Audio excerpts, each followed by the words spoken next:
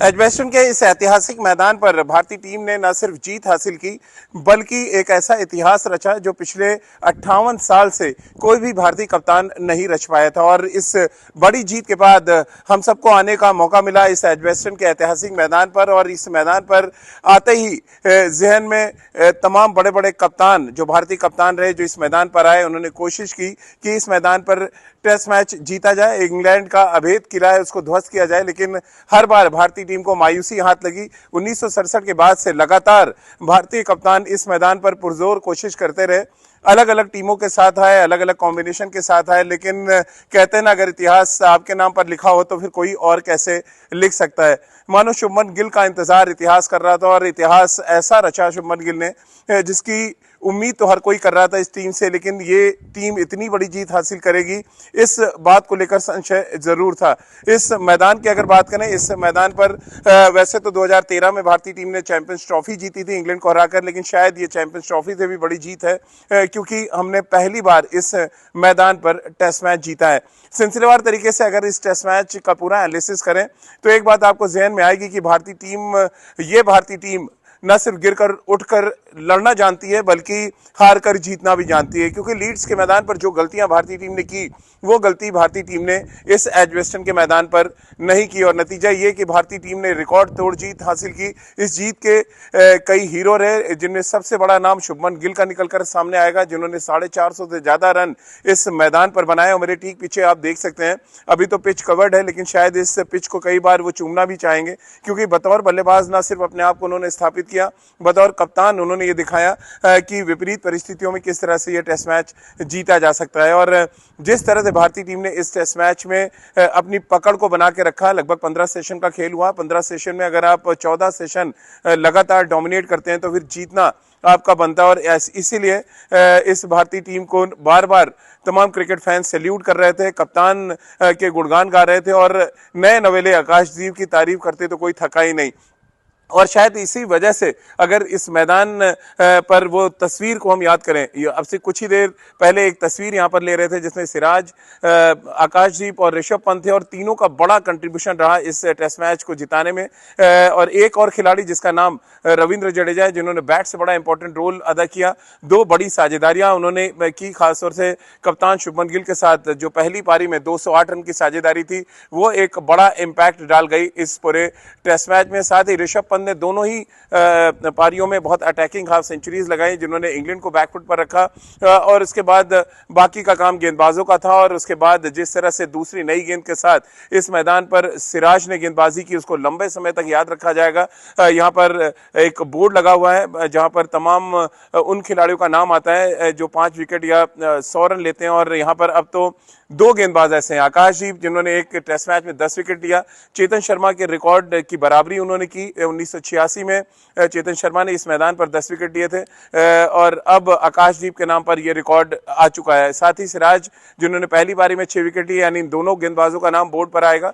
साथ ही बात करें जिस तरह की बल्लेबाजी शुभमन गिल ने की है, दोनों इनिंग्स में उन्होंने शतक लगाया, पहली पारी में दोहरा शतक लगाया और उनकी बल्लेबाजी की वजह से ही भारत इतना बड़ा स्कोर खड़ा कर पाया जिसके दबाव में इंग्लैंड पूरी तरह से बिखर गया। क्योंकि दूसरी पारी में 608 रन अगर आपके सामने बनाने हो और फिर आप लगातार इस कंफ्यूजन में रहें, आपके सामने कंफ्यूजन क्रिएट किया जाए कि अब आप क्या करने वाले हैं, क्योंकि आमतौर पर ड्रॉ के लिए इंग्लैंड टीम नहीं खेलती, ये बात भारतीय टीम भी जानती थी। इसलिए उन्होंने रनों का इतना बड़ा पहाड़ खड़ा कर दिया जिसके सामने पूरी तरह से बेबस नजर आई इंग्लैंड की टीम। सीरीज अब 1-1 की बराबरी पर है और 1-1 की बराबरी पर होने की वजह से अब भारतीय टीम के पास वो मौका है कि वो इस सीरीज में ना सिर्फ लॉर्ड्स टेस्ट मैच जीतें बल्कि इस सीरीज में अब बढ़त भी हासिल करें, क्योंकि मनोवैज्ञानिक तौर पर बिना जसप्रीत बुमराह के हमने ये टेस्ट मैच जीता है जो शायद इंग्लैंड को बहुत परेशान करेगा। क्योंकि जब जसप्रीत बुमराह खेले थे उन्होंने अच्छी गेंदबाजी की, लेकिन लीड्स टेस्ट मैच इंग्लैंड के नाम रहा था। लेकिन अब एजबेस्टन के मैदान पर भारतीय टीम ने वो कर दिखाया जिसकी कल्पना भी इंग्लैंड नहीं कर सकता था, क्योंकि टॉस जीतना, पहले बल्लेबाजी के लिए भारत को बुलाना, ये सब कुछ वही हो रहा था जो लीड्स में था, सिवाय इसके कि भारतीय टीम इस समय ज्यादा बेहतर मनोबल के साथ आई थी, ज्यादा तैयारी के साथ आई थी, ज्यादा अच्छे होमवर्क के साथ आई थी और नतीजा ये हुआ कि भारतीय टीम ने एक शानदार और जानदार जीत हासिल की। तो चलिए, इस मैदान पर मुझे खड़े होने का सौभाग्य मिला है जहां पर भारतीय टीम ने एक लंबे सूखे को खत्म किया है। तो क्यों ना एक बार चलते चलते आपको दीदार करा देते हैं। अभी तो स्टेडियम खाली हो गया है, लेकिन हम सबको ये मौका मिला कि हम इस स्टेडियम पर आएँ और इस जीत के स्वाद को हम सब भी महसूस कर सकें, उसको टेस्ट कर सकें। तो आपको दिखाते हैं जरा, यहाँ पर अगर आप राइट हैंड पे देखेंगे तो ये वो ड्रेसिंग रूम है भारत का, जहां पर भारतीय टीम ने इस जीत की रणनीति बनाई और यहां बैठ के जीत का दीदार किया। साथ ही अगर आपको स्टैंड्स में दिखाता हूं तो ये देखिए, इतना खूबसूरत सा ये स्टैंड है यहाँ पर, और ये ओपन स्टेडियम है एजबेस्टन का, और ये बहुत ही शानदार और जानदार स्टेडियम है जिसके बारे में जितनी तारीफ की जाए कम है। अगर आप देखें यहाँ पर अब तो पिच पूरी तरह से ढकी हुई है, पीछे स्कोरबोर्ड भी ब्लैंक हो गया है, लेकिन ये स्कोरबोर्ड साक्षी बना है भारत की जीत का। यहाँ की फ्लडलाइट साक्षी बनी है, इस यहाँ का मैदान साक्षी बना है, और कुल मिलाकर भारतीय टीम की इस जीत का जश्न मुझे लग रहा है काफ़ी समय तक मनाया जाएगा। और ख़ासतौर से हम सब बहुत लकी महसूस कर रहे हैं कि आज हम एजबेस्टन के इस ऐतिहासिक मैदान पर खड़े होकर आप तक ये रिपोर्ट पहुंचा पा रहे हैं। तो इसमें बड़ा श्रेय कप्तान शुभमन गिल को, शानदार गेंदबाजी आकाशदीप सिराज की, छोटे छोटे कंट्रीब्यूशन रविंद्र जडेजा के, ऋषभ पंत के, और ओवरऑल टीम जीती है। यहाँ टीम इंडिया जीती है, एक युवा टीम जीती है जिसने इतिहास रचा है। और मुझे लग रहा है हम सब के सामने एक बड़ा एग्जाम्पल उन्होंने रख दिया है कि बड़े नाम की ज़रूरत नहीं होती, बड़े काम के खिलाड़ियों की ज़रूरत होती है। और शायद इसी वजह से आज हम सब इस ऐतिहासिक मैदान पर खड़े होकर आपसे इस जीत के बारे में बात कर पा रहे हैं, इस जीत के बारे में चर्चा कर पा रहे हैं, और तमाम उन मोमेंट्स को याद कर रहे हैं जिन मोमेंट्स की वजह से भारतीय टीम ने इस ऐतिहासिक मैदान पर जीत हासिल की है। कमाल का प्रदर्शन रहा, और जितनी भी तारीफ की जाए उतना कम है भारतीय टीम की। सिलसिलेवार तरीके से अगर मैं पांचों दिन के टर्निंग पॉइंट की बात करूं, पहला दिन जो टर्निंग पॉइंट था वो रविंद्र जडेजा और शुभमन गिल के बीच में जो एक पार्टनरशिप के स्टार्ट हुआ, वहां से भारत को एक मजबूत आधार मिला जब भारतीय टीम ने 314 रन बनाए पहले दिन।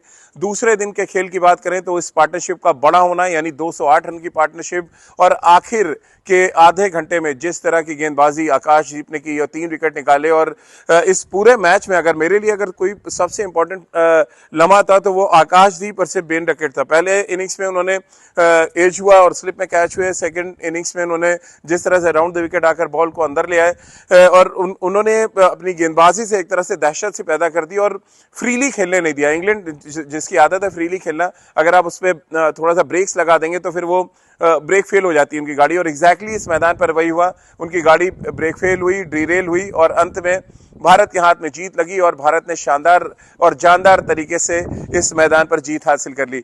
तो चलिए, आप भी जीत का जश्न मनाइए। हम लगातार इंग्लैंड से आपको तमाम मैदानों से रिपोर्ट भेजते रहेंगे, वहाँ की खूबसूरत जो तस्वीरें हैं वो आपको दिखाते रहेंगे, क्योंकि देखिए इंग्लैंड वो जगह है जहाँ पर न सिर्फ क्रिकेट खेलने का मज़ा आता है, क्रिकेट देखने का मज़ा आता है, यहाँ की तमाम जो कहानियाँ हैं उसको सुनाने का भी बहुत मज़ा आता है। क्योंकि 2022 में हम सब बड़े मायूस लौटे थे, मैं था यहाँ पे जब इंग्लैंड ने 300+ रन चेस किए थे और भारत जीतते जीतते वो टेस्ट मैच हार गया था। वो जसप्रीत बुमराह ने वहाँ पर कप्तानी की थी।